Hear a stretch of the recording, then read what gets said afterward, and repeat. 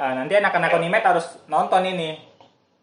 Oh iya. Iya. Harus lah. Inspiratif ini videonya. Masih Itu ada tadi social belum. Belum. Oh, belum. Belum dibahas ya, Cek kok belum tahu lah. Iyalah, tolong gitu. Masa aku harus ngulang 3 kali, Bapak? Pilihan sama kayak ya tadi diulang lagi ya, pabrik rokok. Kan nggak mungkin pabrik rokoknya yang ditutup ya kan, nggak mungkin pabriknya yang ditutup. Pasti manusianya yang disuruh pilih mau ngerokok apa enggak gitu. Nah manusia kan, namanya manusia kan punya akal sehat dan kebijaksanaan. Betul, Bapak Febri. Luar biasa Pak Moderator. Pak Moderator kayaknya narasumbernya ini. Nggak salah ya, Bapak, kalau salah mohon maaf. Iya. Di situ itu tercantum bahwasanya airline itu hanya boleh menerbangkan 50% dari total seat yang ada.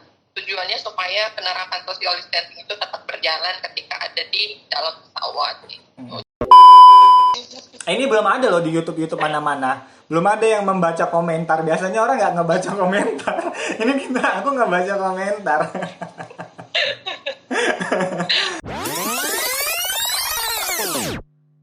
Sebelum memulai cakap-cakap, tolong di-subscribe ya channelnya. Karena subscribe itu gratis. Makin banyak yang subscribe, makin semangat aku buatnya. Aku hitung ya. 3, 2, 1. Makasih ya udah di-subscribe.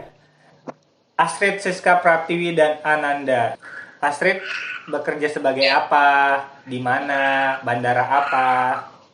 Oke, bekerja di Samarinda sebagai district manager Bandara APT Pranoto Samarinda. Itu kalau Nanda supervisor kan, terus kalau Astrid manager. Ya Allah. Masih supervisor mah di bawahnya manajer.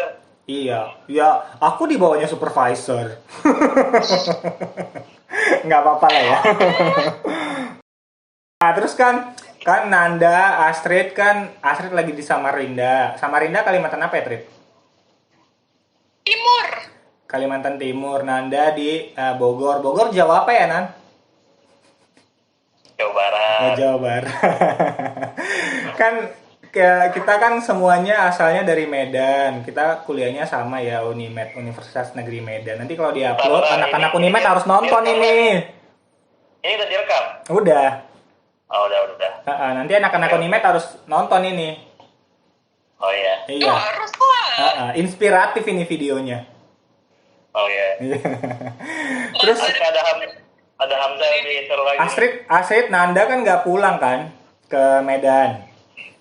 Nah, terus kan tiba-tiba ada viral nih di Bandara Soekarno-Hatta penumpangnya menumpuk. Kesel, merasa percuma nggak stay di rumah, tahu gitu aku pulang aja kemarin gitu. Astrid. Aku nih. Iya, kalau aku tuh nggak ngerasa percuma gitu. Pokoknya kan emang prinsipnya dengan atau tidak adanya peraturan itu sebenarnya ya balik ke kesadaran kita masing-masing bahwasannya emang untuk tidak pulang dulu itu pilihan yang tepat. Walaupun egoisnya diri tuh pengennya pulang gitu, karena kan emang ini udah tahun keberapa gitu nggak pulang ya, tahun kedua gitu, jadi pengennya pulang. Tapi balik lagi karena kemarin itu emang lebih baik untuk tidak pulang, ya udah milihnya emang udah nggak usah pulang dulu. Nanda gimana, Nan? Merasa gagal nggak PSBB? Setelah terjadi penumpukan. Ya sebenarnya sama kayak Astrid, cuman keselnya itu sama kebijakan pemerintah sih yang terkesan labil ya kalau kita bilang. Sehingga kesempatan kayak gini tuh jadi dimanfaatkan oleh oknum-oknum tertentu untuk pulang gitu. Padahal mungkin ya kita nggak tahu ya, ada beberapa oknum yang mungkin kebutuhannya bukan perjalanan dinas tapi dimanfaatkan gitu. Ya kesalnya di situ kan jadinya gitu. Nanda suuzon.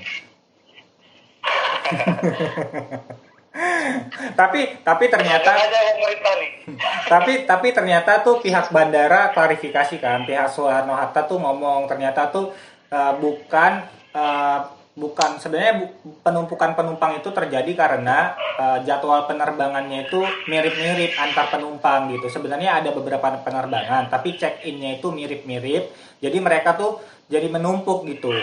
Gitu. Iya, gitu. Tadi udah kita bahas ya, Mel. Si Astrid jadi tetap aja kondisinya kayak gitu sampai tidak social distancing gitu kan, nggak ada physical distancing. Ya tetap aja ada kesalahan juga lah dari pihak bandaranya. Iya, apalagi bandaranya kan, Gitu. apalagi kan bandaranya itu ya apa sebelum ini kan sebelum dibukanya bandara kayak sebelum dibukanya lagi penerbangan untuk komersial tuh kan bandaranya belum terlalu aktif gitu ya kan. Harusnya ya mereka membuat kayak simulasi gitu, ditaruh kayak stiker atau dibuat simulasi lah supaya nggak terjadi penumpukan. Apalagi kalau mereka udah tahu bakalan ada jadwal penerbangan yang mirip-mirip. Tapi kan tadi ada klarifikasi kan, diperbaiki gitu. Di hari ketiga itu ada perbaikan. Masih Itu ada tadi social belum. Oh, belum. Belum dibahas ya, Cek kok belum tahu lah. Tadi kan sebenarnya Oh ya Allah. tadi kan udah aku bilang karena videonya hilang. Karena Astrid ini bekerja sebagai manajer di salah satu bandara, manajer di salah satu perusahaan maskapai di Bandara Samarinda. Nah, sebenarnya peraturannya itu gimana, Bel? Oke, jadi kan jadi yang perlu kita ketahui bersama bahwasannya ini itu bukan penerbangan buat mudik, namanya itu exemption flight gitu. Jadi emang penerbangan khusus gitu. Kenapa muncul penerbangan khusus ini mungkin ya karena ada pertimbangan lain lah dari pemerintah terkait dengan rotasi orang yang bekerja di satu tempat gitu, perlu ada rotasi orang gitu kan. Jadi emang ada peraturan-peraturan khusus untuk petugas dari pemerintahan maupun swasta, kemudian untuk orang yang sakit, kemudian untuk yang ada keluarganya sedang berduka gitu. Jadi hal-hal yang urgent memang tidak ditujukan untuk penumpang yang mau mudik. Jadi peraturannya itu apa-apa aja? Apa-apa aja yang harus dibawa kalau di Bandara Samarinda? Jadi jadi ini sebenarnya berlaku untuk seluruh Indonesia. Cuman aku ngambil yang Sub Samarinda aja ya, yang tempat aku kerja. Ya, penumpang itu wajib menyertakan surat rapid test. Jadi kalau dia non reaktif itu pokoknya dia harus menyertakan surat rapid test, kemudian surat keterangan sehat, kemudian surat keterangan dari instansi pekerjaannya dia ditugaskan untuk apa, kemana, bahkan harus menyertakan rencana perjalanannya, dia pergi kapan, rencana pulang kapan, tujuannya kemana. Bahkan ketika kita melakukan rapid test itu kita tuh ditanyain ntar naik airline apa, kemudian rencana penerbangannya itu jam berapa gitu. Jadi berlapis sih untuk syarat-syaratnya itu lumayan banyak kayak gitu. Jadi nggak sembarangan datang beli tiket terbang kan. Terus ada syarat-syaratnya Bapak. Terus tadi kan kata Astrid, sebenarnya tadi sebelum video ini ada buat video juga ya, tapi hilang lagi videonya. Terus tadi kata Astrid kan sebenarnya dia nggak bisa belinya kayak di tiket.com, Tokopedia gitu. Jadi harusnya belinya di mana? Beli tiket pesawatnya. Oke, jadi kalau untuk pembelian itu tidak diperbolehkan di bandara, itu dari ketentuannya. Kemudian kenapa mungkin sebagian maskapai itu tidak menjual tiket secara online, maksudnya kayak Traveloka dan segala macam, karena untuk memfilter penumpang yang boleh dan tidak boleh terbang. Jadi penumpang itu nanti harus beli di agen-agen resmi dari airline tersebut atau via call center. Makanya nanti dari pihak maskapainya itu sendiri mengarahkan atau ada aturan-aturan lain yang diterapkan dari maskapai harus begini begitu gitu. Jadi lebih jelasnya emang harus datang langsung ke agen resmi dari maskapai. Jadi jangan datang ke bandara ya buat beli tiket. Tidak akan dilayani, mungkin tidak boleh dikasih masuk. Lagian kalau kayaknya emang ada ya kalau di bandara internasional gitu jualan tiket, kayaknya udah nggak ada ya. Kalau yang go show Jadi dia bakalan biasanya tuh nyisain berapa seat gitu buat yang urgent gitu. Kalau yang Oh, beli on the spot gitu ya. ya. Nah, tadi kan juga udah ditanya ya sebenarnya. Ini lagi-lagi tadinya udah ditanya. Ah. Terus kalau misalnya nih ya, kan kalau rapid test itu kan agak susah mencari rumah sakit yang bisa menyediakan rapid test, ya kan? Terus kalau misalnya ada orang tuanya dari si A atau keluarganya dari si A yang meninggal, nah dia mau naik pesawat, sedangkan rapid testnya itu agak susah dicarinya kalau misalnya nggak rumah sakit besar gitu, itu gimana?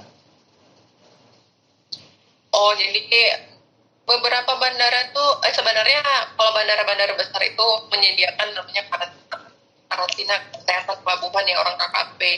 Jadi itu ada kliniknya sendiri, biasanya itu ada dokter yang standby dan kemungkinan besar juga di tempat itu disediakan rapid test. Tapi kalaupun tidak disediakan ada alternatif lain, misalnya bandara itu bekerja sama dengan klinik.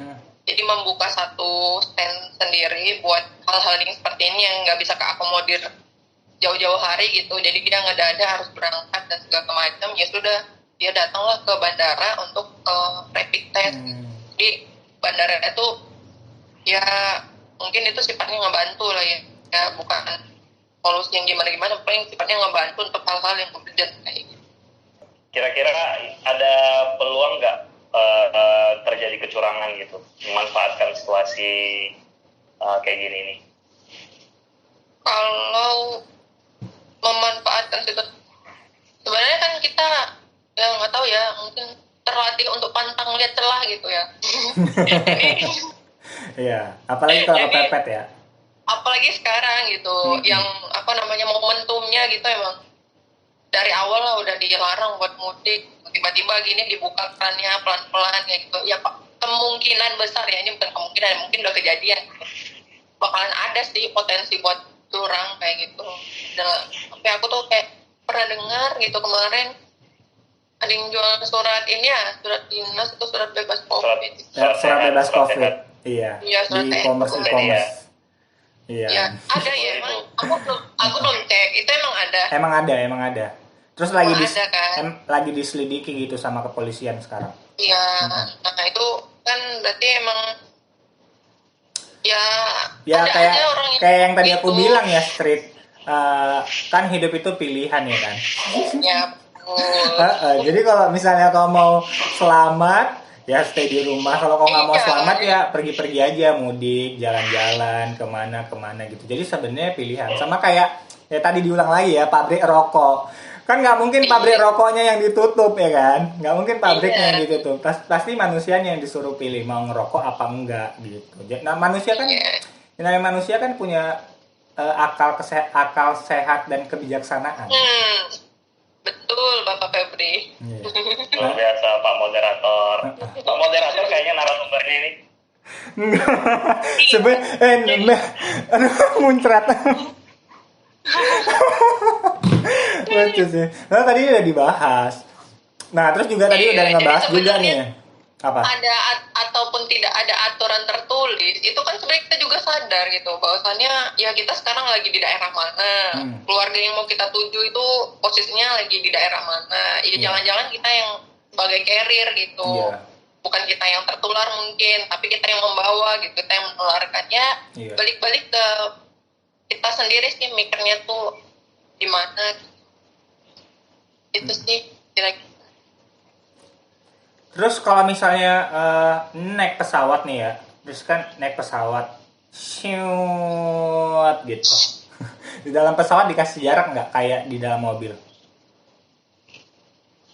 Ya, jadi pesawat juga menerapkan social distancing di situ. Jadi emang udah ada aturannya sih. Kalau nggak salah ya, nih aku ulang lagi. Kalau nggak salah itu di PM nomor 18, PM nomor 18 gitu. Kalau nggak salah ya, Bapak, kalau salah mohon maaf. Iya. Di situ itu tercantum bahwasanya airline itu hanya boleh menerbangkan 50% dari total seat yang ada.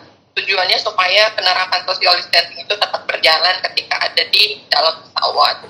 Jadi kalau misalnya dia melanggar, itu udah jelas kena sanksi, itu udah pasti kena sanksi. bisa jadi izin rutenya itu yang dicabut gitu. Jadi makanya penerbangan khusus ini juga airline tuh benar-benar harus ya ekstra ketat gitu buat memfilter penumpang mana yang boleh dan tidak boleh. Terus sama cabin crew-nya gimana? Dikasih Kalau APD? kru, iya. Jadi kalau untuk krunya pilot pramugari gitu ya. Kalau untuk pesawat gede itu mereka wajib lah menyertakan diri APD yang lengkap gitu. Dan company itu pasti support buat itu karena emang ya demi keselamatan bersama kayak gitu. Bahkan jauh sebelum aturan ini diterapkan, hal itu sudah berjalan. Jadi baik dari penumpangnya kita himbau untuk melakukan memakai masker, pakai sarung tangan, kita sediakan bahkan di bandara ataupun di dalam pesawat itu sendiri kita sediakan hand sanitizer kayak gitu. Kemudian dari personil kita sendiri juga komplit gitu, harus lengkap. Tadi aku baca nih di detik.com ya, di Instagramnya detik.com. Dibuat captionnya begini. Bandara Suta sempat disesaki penumpang. Menko PMK harap maklum. Menteri Koordinator Pembangunan Manusia dan Kebudayaan Menko PMK meninjau Bandara Suta. Nah pertanyaannya, menurutmu Menko PMK itu memang tugasnya itu ya meninjau bandara? Ya, ini tanggapan aku nih. Iya. Ya kan kita tahu kan menteri di Indonesia ini kan itu hebat-hebat, bisa banyak. Contohnya kayak lu. Jangan sebut nama, boy. Ya kan orang tahu semua. Iya. Orang tahu semua. Kayak Salah satu menteri. Ya udah nggak apa-apa, mungkin itu salah satu bentuk apresiasinya, bentuk kepeduliannya dia lah terhadap kita gitu ya, sehingga harus turun langsung itu. Iya. Ya mungkin Pak Menhubnya juga lagi sibuk mungkin gitu ya, belum sempat digantiin oleh Pak PMK. Iya mungkin juga kan menteri Ya, namanya juga menteri koordinator ya kan, namanya juga koordinator kan menangani kementerian-kementerian di bawahnya koordinator gitu. Kuis woi, coba menurut kalian kayak mana? Menko PMK itu tugasnya apa? Ayo, coba kalian komen di bawah. Oke, nah terus kan aku ada tadi kan aku ngeliat kan ini pasti nih captionnya itu banyak pro kontranya gitu di komentar di kolom komentarnya Instagram detik.com. Terus aku lihat nih komentar netizen. Lihat komentar netizen, unik-unik nih Nan. Tadi udah dibahas juga sama Astrid, tapi ya tadi ya videonya juga hilang gitu. Oke, Astrid dan Ananda. Nih ada komentar netizen yang pertama. Kapan selesainya PSBB nggak menghargai yang udah stay at home sampai 2 bulan lebih, tenaga medis udah capek rapid test sana sini, buat apa kalau malah kayak gini? Nah, gimana menurut kalian? Merasa setelah dibukanya bandara, komentarin komentar orang lain gitu. iya, harus mengomentari komentarnya orang lain. Ini belum ada loh di YouTube mana-mana. Belum ada yang membaca komentar. Biasanya orang nggak ngebaca komentar. Ini aku nggak baca komentar.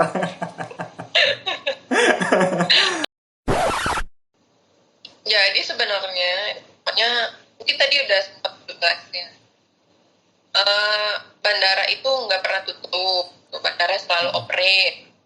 Yang tutup itu kemarin sempat diberhentikan sementara adalah penerbangan penumpang, tapi penerbangan lain seperti charter, kayak charter medevac ataupun charter yang meninggal ataupun charter kargo logistik kayak kargo untuk distribusi APD itu masih tetap bisa berjalan gitu.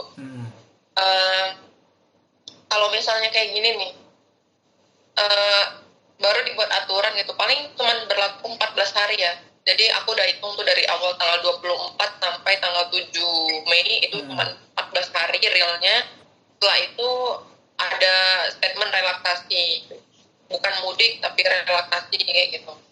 Kalau dibilang sih, aku setujunya lebih baik tuh 1 bulan. 1 bulan itu pokoknya aturan itu yang udah ditetapkan. Ketika membuat aturan kan sebenarnya pemerintah itu sudah memprediksi jauh-jauh gitu. jauh-jauh ke depan. Ketika dia bilang 1 bulan, sebenarnya beberapa bulan sebelum mereka tuh udah berunding gitu. Kenapa memilih 1 bulan pun sebenarnya mereka udah berunding, tapi kenapa pada pelaksanaannya belum 1 bulan sudah dibuka kayak gitu. Nah itu yang mungkin mengecewakan. Sama kayak kita udah punya planning, masyarakat udah punya planning, nah tiba-tiba planningnya itu ngedadak berubah semua, berubah total gitu dengan adanya break sementara ini gitu. Dan menurut aku juga tidak semua masyarakat Indonesia itu paham kekhususan penerbangan ini. Bahkan mungkin kita sempat agak keliru kan, ini penerbangan sudah dibuka, mikirnya oke, semua penerbangan bisa kayak gitu.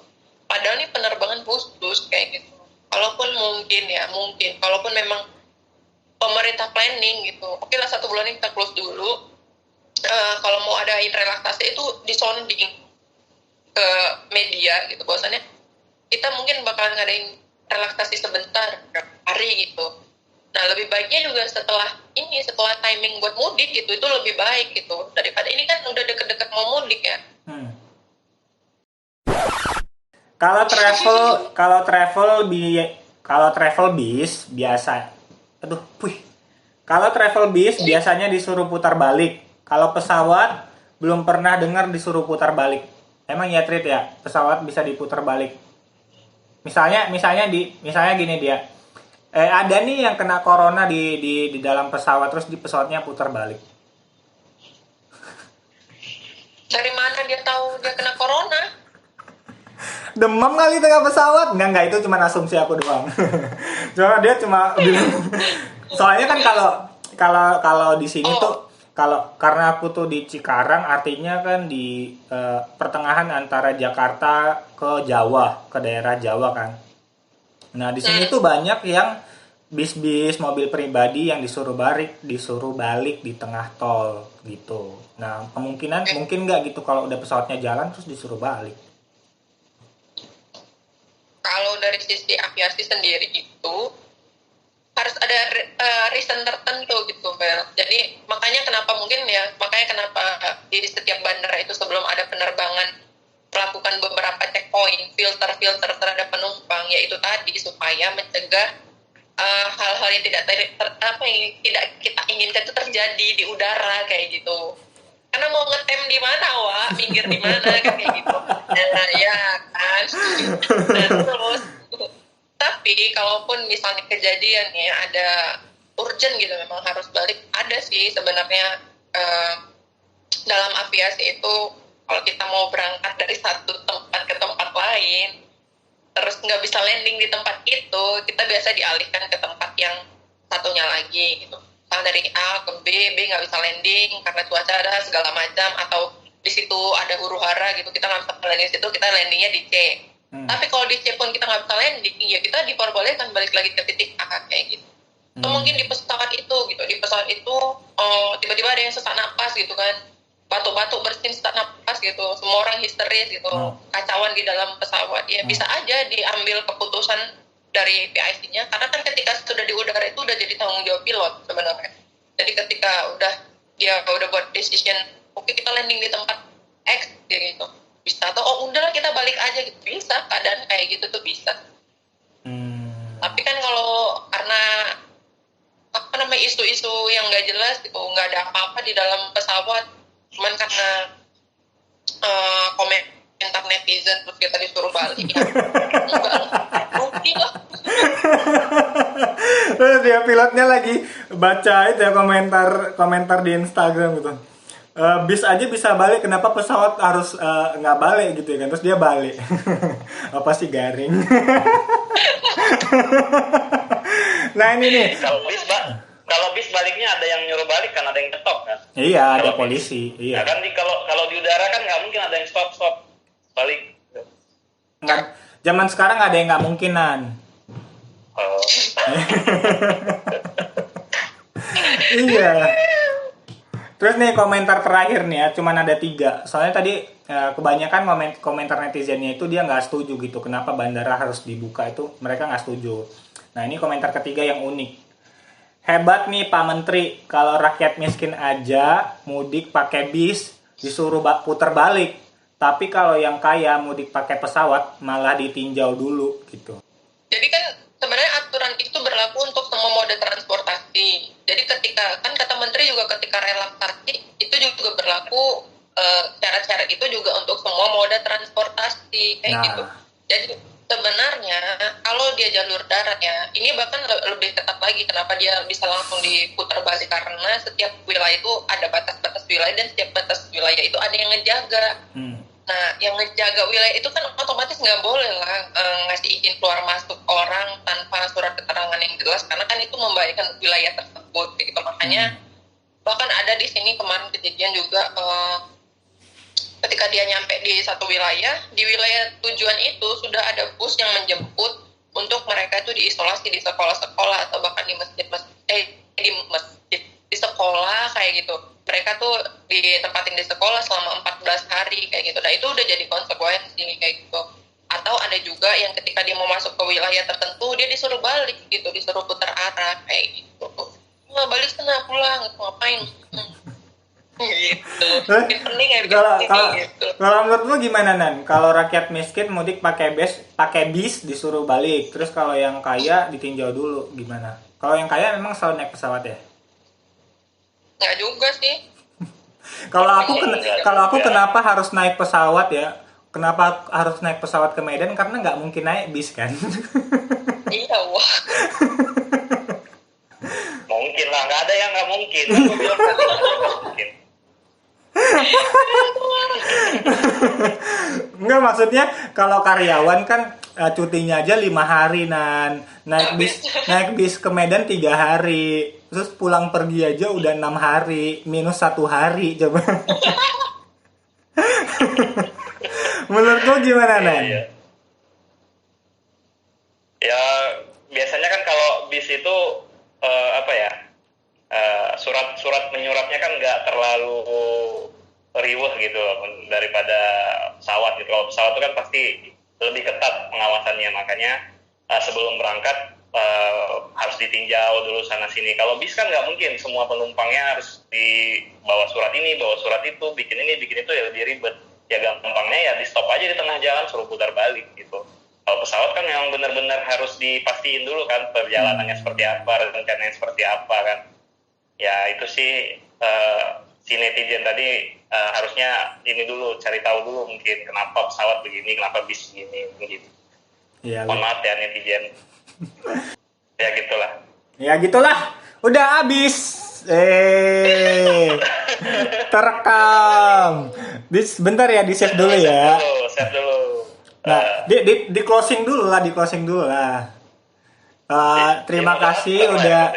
Nah, itu tadi kita komentar soal dibukanya kembali bandara, penumpukan penumpang pesawat di bandara gitu. Tanggapan dari Astrid Siska Pratiwi sebagai manajer salah satu aviasi ternama di Indonesia yang menetap di Samarinda, terus supervisor peneliti di salah satu laboratorium Bogor, Ananda. Gak ada hubungannya.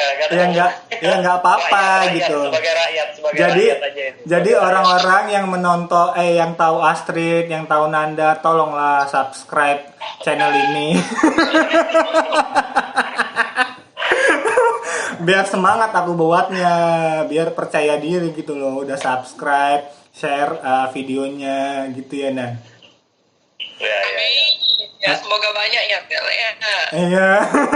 Kalau nggak banyak ya namanya juga video kesekian kan, baru keberapa kalinya. Kalau nggak ya nanti dikirim aja ke orang tua masing-masing melihat anaknya. Kelakuan anaknya ya. Kelakuan anaknya. Ya udahlah. Yaudah ya guys, jangan dimatikan ya.